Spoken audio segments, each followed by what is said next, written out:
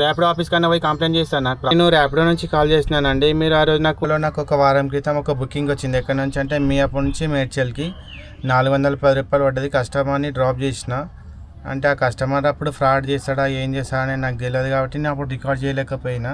తను డ్రాపింగ్ లొకేషన్కి వచ్చిన తర్వాత నాకు ఫోన్పే చేసింది. ఫోన్పే చేస్తే అది సర్వర్ ఇష్యూ అన్నట్లు చూపిస్తే తను ఏమన్నా అంటే నేను మొబైల్ నెంబర్ ఇస్తానండి, నేను తర్వాత ఫోన్పే చేస్తా చెక్ చేసుకొని అని చెప్పింది. సరే ప్రాంప్ట్ కస్టమర్ అనుకొని సరే అని నేను అక్కడ నుంచి వెళ్ళిపోయినాను. దానికి సంబంధించిన మీకు డీటెయిల్స్ కూడా పెడతాను చూడండి. ఇగో ఒకసారి చూడండి. మే 12 ఈరోజు మే 26 అంటే దగ్గర 12 డేస్ అయింది. అయితే నెంబర్ ఇచ్చిన తెల్లారి 2 రోజులకు ఫోన్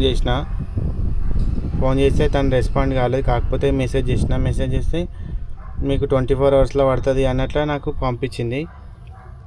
2-3 రోజులు అయిపోయింది. ఇంతవరకు ఫోన్ చేసినా కూడా నా నెంబర్ బ్లాక్లో వేసింది. అయితే ఈరోజు నేను వేరే నెంబర్ నా సిమ్ నుంచి ఇంకో సిమ్ నుంచి బ్యాలెన్స్ వేసుకొని ఇప్పుడు ఫోన్ చేస్తున్నా. తను ఎట్లా రెస్పాండ్ అవుతుందో చూద్దాం.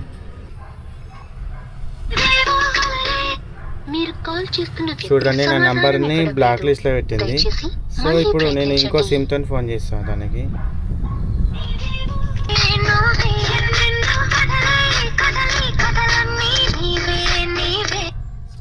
హలో మీరు నేను ర్యాపిడో నుంచి కాల్ చేసినానండి. మీరు ఆ రోజు నాకు 410 రూపాయలు ఫోన్పే చేస్తే రాలేదు కదా, మళ్ళీ మీరు రెస్పాండ్ అవుతలేరు. మీకు వాట్సాప్ మెసేజ్ కూడా చేసినాను మీకు. హలో మీరు నాకు 410 రూపాయలు ఫోన్పే చేసేది గుర్తుందా మేడం? ర్యాపిడో బుక్ చేసినారు మీ యాప్ నుంచి మేడ్చల్కి.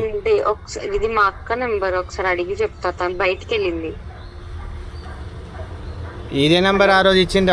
ఈ నెంబర్తో నేను మాట్లాడి నేను వాట్సాప్ కూడా చేసిన తనకి. అవును కరెక్టే, ఇప్పుడే బయటికి వెళ్ళింది. వచ్చిన తర్వాత అడిగి మీకు చేయమని చెప్తా అంటున్నా. మరి నా నెంబర్ ఎందుకు బ్లాక్లో పెట్టింది తను? నాకు తెలియదండి. ఆమె వచ్చిన తర్వాత లేకపోతే నేను సైబర్ క్రైమ్లో రిపోర్ట్ చేస్తా చూడండి. ఎందుకంటే అయితే మొత్తం డాటా ఉంది, అంత ఉంది. ఎక్కడి నుంచి ట్రిప్? ఇక్కడ అదే నిజాంపేట నుంచి మేడ్చల్ కేఎల్ఆర్ వెంచర్కి వచ్చిన రోజు అది పేమెంట్ కాలేదని చెప్తే సరే అన్న నంబర్ ఇచ్చింది. 2 రోజుల తర్వాత వాట్సాప్ చేస్తే 48 అవర్స్లో వస్తుంది పే చేస్తా అని చెప్పిన తర్వాత నా నంబర్ని బ్లాక్ లిస్ట్లో పెట్టేసినారు. నేను అక్కడ నుంచి ఎండాలో తీసుకొస్తే అట్లా ఏం చేస్తున్నారు మేడం? సరే నేను మిమ్మల్ని ఫోర్స్ ఏం చేస్తాను, రిక్వెస్ట్గా మాట్లాడుతున్నా కానీ చేయండి. లేకుంటే నేను ర్యాపిడో ఆఫీస్ కన్నా పోయి కంప్లైంట్ చేస్తాను. నాకు ప్రాబ్లం అయిపోతుంది. ఎందుకంటే నా అమౌంట్ కదా అది. అదే 410 అంటే ఎవరికైనా హార్డ్ వర్క్ చేయకుండా ఎవరికి రావు. నేను ఒకసారి చేయండి మేడం, రిక్వెస్ట్ చేస్తున్నాను. అడిగి నేను ఇదే నెంబర్కి చేయమని చెప్పాలి. ఈ నెంబర్ చేయమని చెప్పండి. Okay thank you madam. చూడండి, నా నెంబర్ బ్లాక్లో పెట్టింది. ఇప్పుడు ఫోన్ చేస్తే వాళ్ళ అక్కను అని చెప్తుంది. చూద్దాం మరి ఒక 1 అవర్ తర్వాత 2 అవర్స్ తర్వాత మళ్ళీ కాల్ చేసి చూస్తా ఏం రెస్పాన్స్ ఇస్తో చూద్దాం. చూడండి, నేను ఇంతకుముందు ఫోన్ చేసినా కదా, దగ్గర 2 గంటలు అయిపోయింది. ఇప్పుడు మళ్ళీ అదే నెంబర్కి కాల్ చేద్దాం.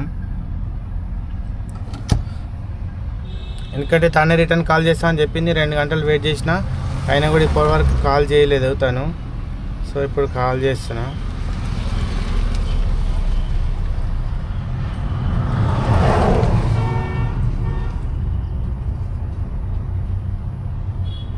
చూడండి,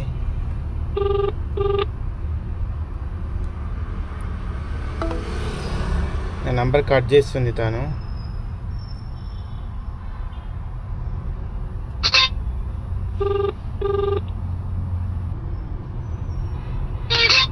మీరు కాల్ చేస్తున్న వ్యక్తి సమాధానం వేరే సిమ్తో చేస్తున్నా. ఇప్పుడు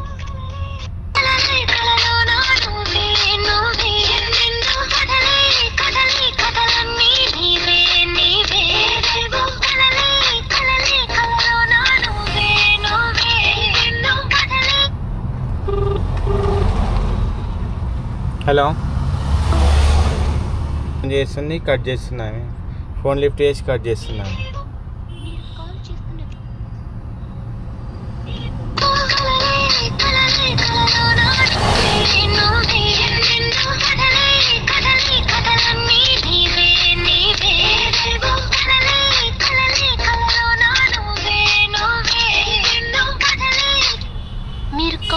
అయితే ఫోన్ లిఫ్ట్ చేసలేదు.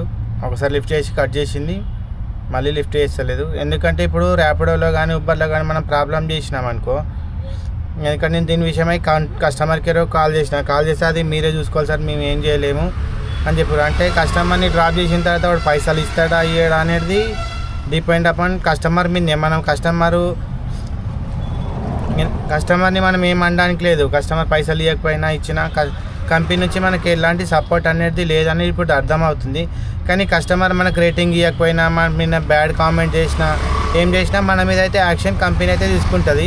వీలైతే ర్యాపిడో ఆఫీస్కి వెళ్ళి కనుక్కొని మరి ఏంటి అనేది అప్డేట్ చేస్తాను మీకు, చూద్దాం.